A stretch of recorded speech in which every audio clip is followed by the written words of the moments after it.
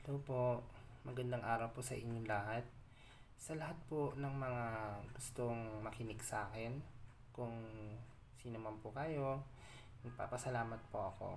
Ngayon, ang topic po natin ay tungkol sa ating mga emosyon. Tulad na lamang po is yung tinatawag natin na depresyon. Nakaranas na po ba kayo ng depression sa buong buhay nyo? Ako, actually, oo. Yung pabigla-bigla mo na lang siyang mararamdaman. Yung sobrang lungkot na lungkot mo. Yung hindi mo akalain na darating sa'yo na hindi mo inaasahan. Alam niyo ba, ang depression ay sobrang hirap kontrolin. Lalo-lalo na kung alam mo nag-iisa ka, walang karamay sa'yo, hindi mo mararamdaman na down na yung sarili mo. Lalo na kung sasabayan pa ng pambubuli ng ibang tao.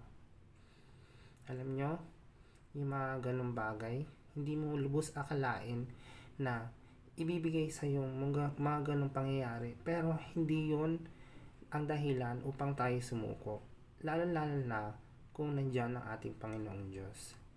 Alam niyo po ba na tanging siya lang po ang makakapagbigay sa atin ng liwanag at paraan upang tayo'y makaligtas sa depresyon.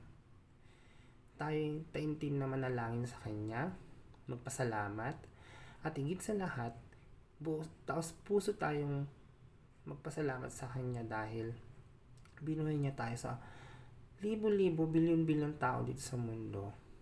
Isa tayo sa napaka-blessed na hanggang ngayon nandito pa rin tayo sa kinatatayuan natin. At yun na nga, huwag natin kalimutan magpasalamat sa Kanya. Kaya maraming salamat po sa pakikinig at magandang araw po.